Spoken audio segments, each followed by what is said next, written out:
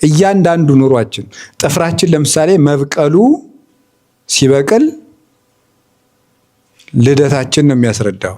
ሲቆረጥ ሞታችን ነው የሚያስረዳው። መልሶ መብቀሉ ደግሞ መልሰን መነሳታችንን ነው የሚያስረዳው። ቅዱስ ኤጲፋኒዎስ ሃይማኖተ አበው ላይ ቁልጭ አድርጎ ይህንን ዘርዝሮታል።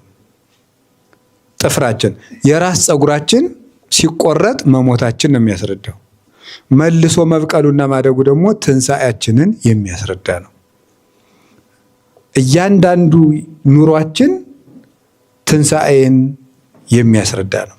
በሳምንት እሁድን የምናከብርበት ምክንያት የክርስቶስን ትንሣኤ ነው። በነገራችሁ ላይ እሁድ የክርስቶስ የትንሣኤው ቀን ናት። ሁልጊዜ እሁድ እና ለዚህ ነው የጌታ ቀን ተብላ ነው የምትጠራው። በራዕየ ዮሐንስ ምዕራፍ 1 ላይም በጌታ ቀን ይላል ቅዱስ ዮሐንስ በራዕዩ። ስለዚህ የጌታ ቀን ነው የምትባለው። ዕለተ እግዚእ ትባላለች። የጌታ ቀን እሁድ የጌታ ቀን ዓመት እስከ ዓመት ያለችው እሁድ የክርስቶስ ትንሣኤ ናት።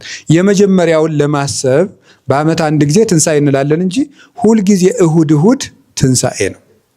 ሁልጊዜ እሁድ ትንሣኤ ነው እና ለዚህ ነው ቅዱስ አትናቴዎስም በቅዳሴው ንዑና አብያ ለበኩረ በዓላት ንኢ ሀቤነ ሰንበተ ክርስቲያን ቅድስት ለለሰሙኑ ከዕለታት ሁሉ የከበርሽ የክርስቲያኖች ሰንበት እሁድ በየሳምንቱ ቶሎ ነይልን።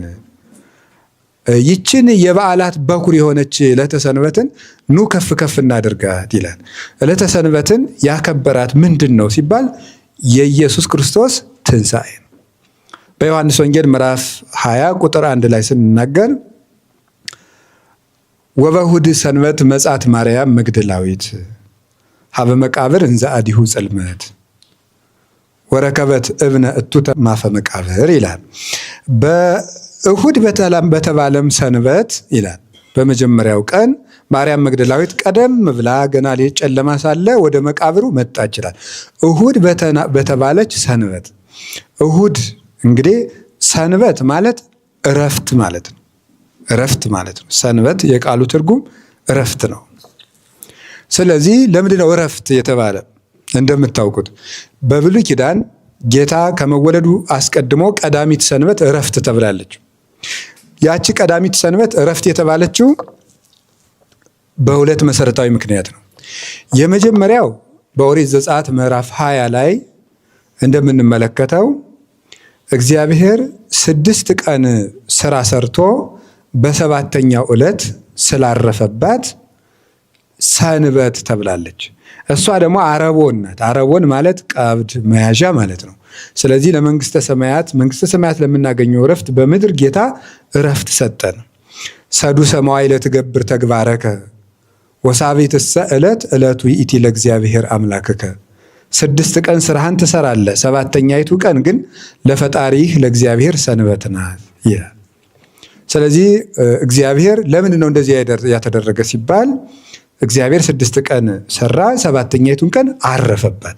ከኔ ጋር እረፉ ለማለት ነው። ምንጊዜም የሰው ልጅ እረፍቱ ከእግዚአብሔር ጋር ነው። እግዚአብሔር የሌለበት እረፍት የለም። ከኔ ጋር እረፉ፣ እረፍታችሁ ከኔ ጋር ነው። ስትሰሩም ከኔ ጋር ስሩ አለ። 6 ቀን ስሩ አለ። ጌታም የሰራ 6 ቀን ነው። ስለዚህ ስትሰሩም ከኔ ጋር ስሩ፣ ስታርፉም ከኔ ጋር እረፉ። ከክርስቶስ ጋር የሰራ ከክርስቶስ ጋር ያልፋል። ከእግዚአብሔር ጋር የሰራ ከእግዚአብሔር ጋር ያርፋል። ሁለተኛው ቀዳሚት ሰንበት እረፍት ተደርጋ የተሰጠችበት መሰረታዊ ምክንያት ምንድን ነው? አይሁድ በግብፅ ሳሉ የሚሰሩት ያለ እረፍት ነበር። ያለ እረፍት ጭቃ ያቦካሉ፣ ጡብ ይረግጣሉ። እንዲያውም ወደ መጨረሻው አካባቢ መከራው ሲጸናባቸው ተመልከቱ። ምንድን ነበረ?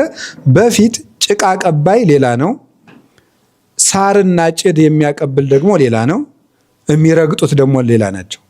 በኋላ ግን መቼም እንደ ሰው ያለ ክፉም የለም፣ እንደ ሰው ያለ መልካምም የለም። ሲከፋባቸው ምን አደረገ ፈርዖን? በፊት ሌላ ሰው ሳርና ጭድ አቅርቦላችሁ እናንተ ጭቃ ታቦኩ ነበር።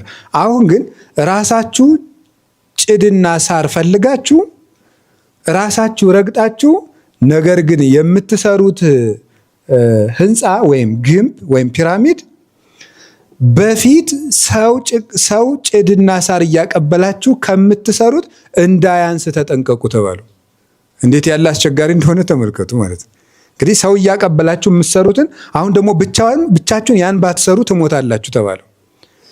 አሁን እግዚአብሔር ያን የሚሰሩት 7 ቀን ነው። እግዚአብሔር ግን ቸር ስለሆነ ወገኖቹ እስራኤልን ምን አደረጋቸው? እኔ የእረፍታችሁ ጌታ ነኝ ለማለት ከግብፅ አውጥቶ ቀዳሚትን እረፍት ሰጣቸው። ፈርዖን የዲያብሎስ ምሳሌ ነው። ዲያብሎስ እረፍት ይነሳናል፣ እግዚአብሔር ግን ምንድነው? እረፍት ይሰጠናል። ስለዚህ ምንድነው ያለ? ሀለወክሙ በዓለም ሕማመ ትርከቡ፣ በዓለም መከራ ትቀበሉ ዘንድ አላችሁ። ወሀቤሰ ሰላም ትርከቡ፣ በእኔ ዘንድ ደግሞ ሰላም ታገኙ ዘንድ አላችሁ ብሎ ዮሐንስ ወንጌል ምዕራፍ 16 ላይ እንደነገረን ያ ፈርዖን እረፍት የነሳቸው ፈርዖን ዲያብሎስ ነው። እረፍት የሰጣቸው ሙሴ ደግሞ የኢየሱስ ክርስቶስ ምሳሌ ነው። አሁን ልብ በሉ። ስለዚህ ቀዳሚት ሰንበት በብሉይ ኪዳን በሁለት ምክንያት ሰንበት ተባለች። የመጀመሪያው እግዚአብሔር ስራውን ሰርቶ ስላረፈባት፣ ሁለተኛው እግዚአብሔር በባርነት ለነበሩ ወገኖቹ የእረፍት ቀን ስላደረጋት። በሐዲስ ኪዳን ደግሞ እሁድ በሁለት ምክንያት ሰንበት ተባለች እንዲሁ። በምንና በምን? የመጀመሪያው የዓለማት ፈጣሪ ኢየሱስ ክርስቶስ ዓለምን እንደገና በደሙ ፈጥሮ ያረፈው እሁድ ነው። እንደገና ፈጥሮ። ስለዚህ ቅዱስ ጳውሎስ ሁለተኛ ቆሮንቶስ ምዕራፍ 5 ቁጥር 18 እስከ 20 ባለው ሲናገር እነሆ በክርስቶስ ሁሉ አዲስ ፍጥረት ነው ይላል። በክርስቶስ አሁን አዲስ ፍጥረት ነው። ስለዚህ እስመ ውእቱ ፈጠረነ የሚለውን የውዳሴ ማርያሙን ሊቃውንት አባቶቻችን ሲተረጉሙ እሱ በአዲስ ተፈጥሮ በጥንተ ተፈጥሮ ፈጥሮናልና ይላሉ።